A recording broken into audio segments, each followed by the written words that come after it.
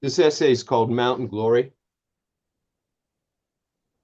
And there's an epigraph from Marjorie Hope Nicholson's pretty famous book that's called Mountain Gloom and Mountain Glory. In the Romantic period, as anyone knows, mountains were not only central to descriptive poetry, but almost as sacred as Sinai to the patriarchs. I live in Vilas, North Carolina, roughly 5 miles northwest out of Boone on Highway 421 South, a mere 9 miles from the Tennessee line. Vilas rests quietly, rather anonymously, at an elevation of 3,266 feet. Its population is 3,482, a statistic that strikes me as outlandish. I simply can't picture that many citizens here. Nestled in a valley, its name derives obviously from a permutation of that word, in all likelihood, I'm thrilled to announce, from the Latin vallis. When my wife Joan and sons Jacob and Beckett and I first began house hunting in Watauga County, after I had accepted a teaching job at Appalachian State University, we were certain we wanted to live on the highest affordable peak.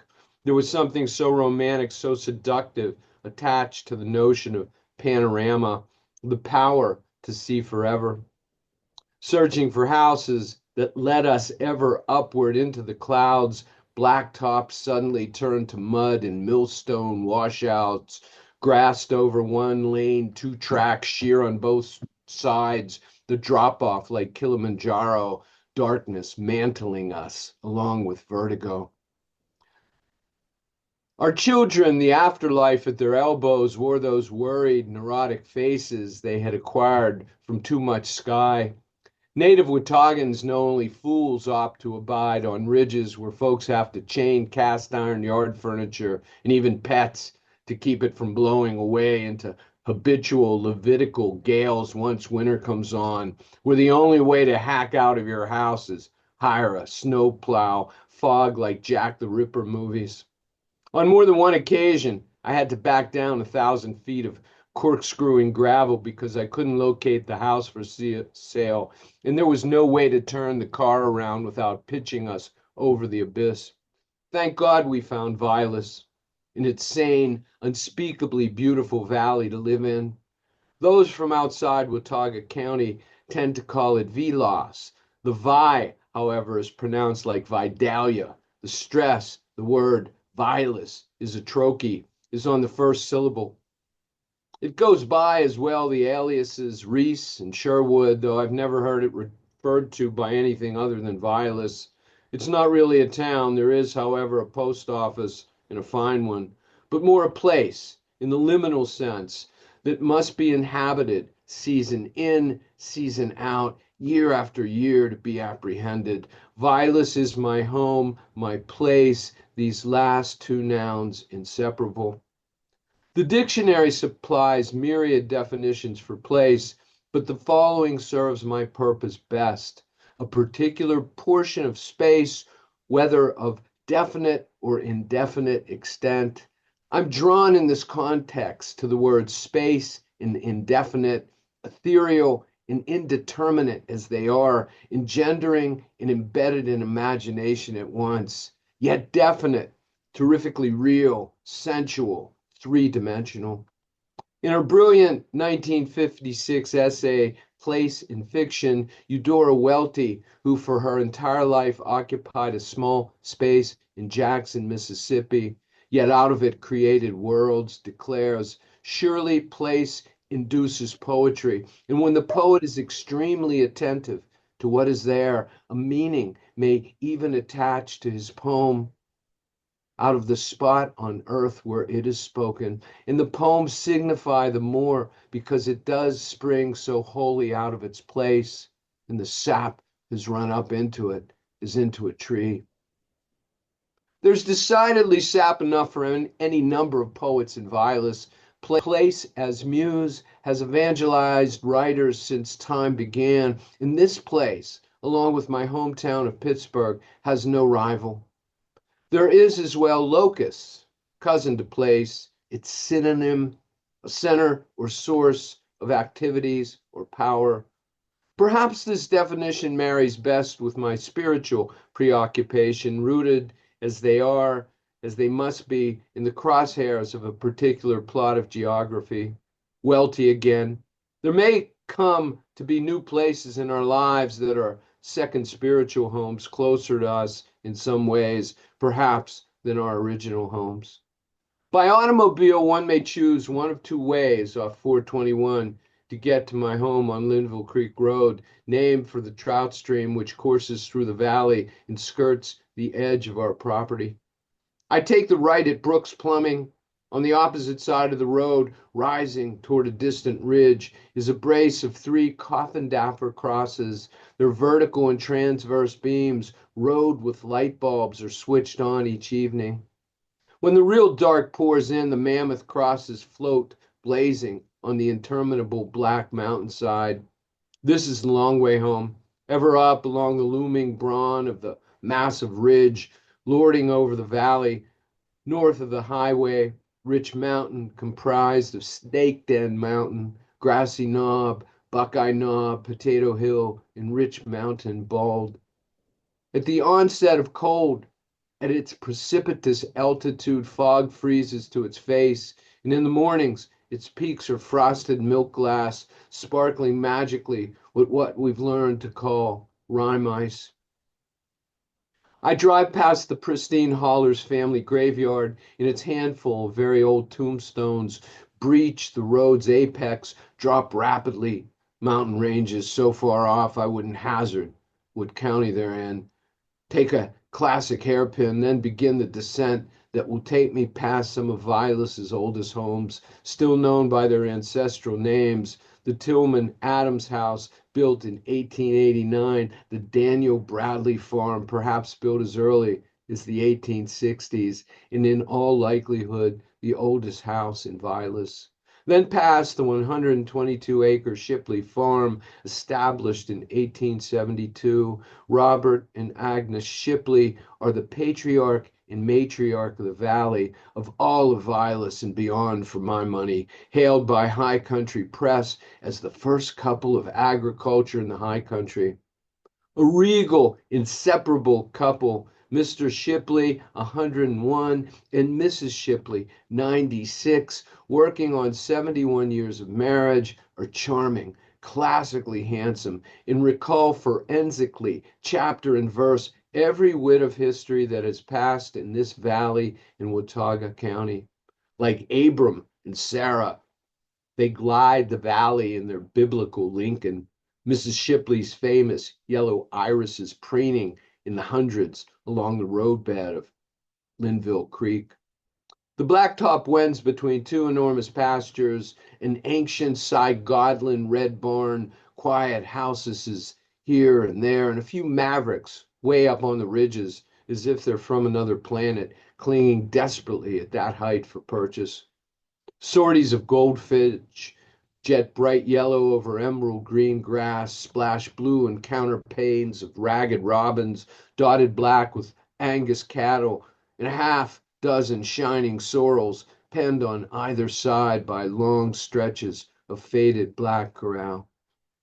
Some years ago, in preparation for a family wedding, every plank of that fence was patched, then painted onyx black by hand for days, every centimeter of it, for a quarter-mile up and down Linville Creek Road. On each vertical beam draped a sconce of wildflowers. The meadows were mown and hayed, and the road timbered out and cut up to the ridge. Visible from the road, the day of the wedding, was the bride, her dress like a billow of white phlox, tablecloth tails lifting in the breeze, silhouetted guests sitting at the wedding supper. One winter night on the way home, I found myself behind perhaps 40 head of smoke bellowing black Angus massing like an old West cattle drive down the middle of Linville Creek Road. The cows were herded by truck and men on foot from one pasture to another. Trained over them were banks of spotlights, creating a wholly surreal effect. It reminded me of Hemingway's The Sun Also Rises, in the famous scene where the bulls are run through the streets of Pamplona. Exactly 2 miles after I turn off 421, I more or less dead end at our front door, inhale the hoodlum crows of whom I'm so sentimentally fond, secreted in its upper branches of the massive silver maple. And when the mood strikes them, they call my name. Two ancient cedars, monogamous, coupled beyond memory, one a little larger, a little stouter than the other, vigil in the endless swales that spill into our front yard. They remind me so much of Ezra Pound's stunning translations of Li Po that I bow to them before entering my home, and often they bow in return. They watch over my greenhouse, trimmed in white, with modest gables and choir loft balcony, in which I have lived longer than any other house. Built in 1969, my favorite year, it abides in a quadrant of an intersection, a crossroads of what I think of as the nexus of the valley, where Linville Creek Road metamorphoses without warning, fanfare, or announcement into Charlie Thomas Road. In truth, because there is no there, to quote Gertrude Stein, no town proper, or even sign on a staub to signal one has arrived in Vilas. I suppose I narcissistically view the crossroads where I live as Vilas. Perhaps we all have that tendency to see the world through the reverse end of a telescope, to shrink it to a tidy microcosm we can take in, manage, and even comprehend in a glance. I own a facsimile photograph taken long before us in 1950, the original dug out of Shipley archives. It is black and white and wrinkled, as if to approximate the valley's topography 63 years ago, buxom hills and horizons blessedly shed of houses, including ours, though I spot our Platte where two enormous barns hulk.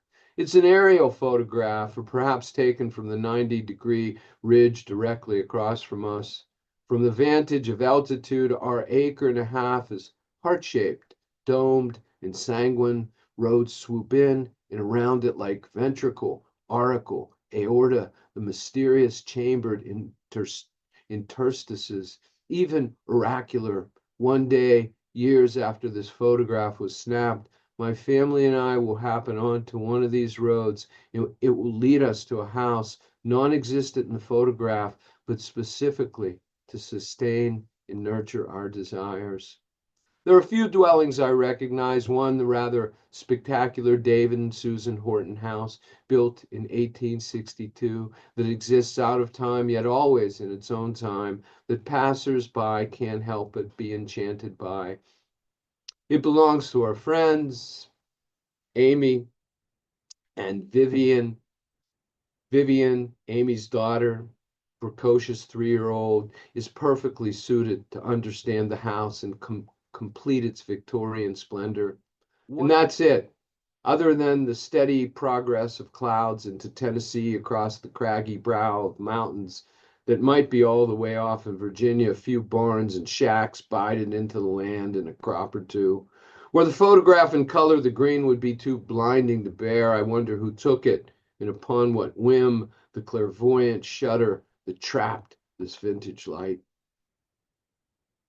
Joan and I have watched it rain warmly and gently, insistent all summer from our balcony, and in tandem with the solemn rush of Linville Creek, it's been like listening to the Latin Mass, legions of fireflies igniting in the shower.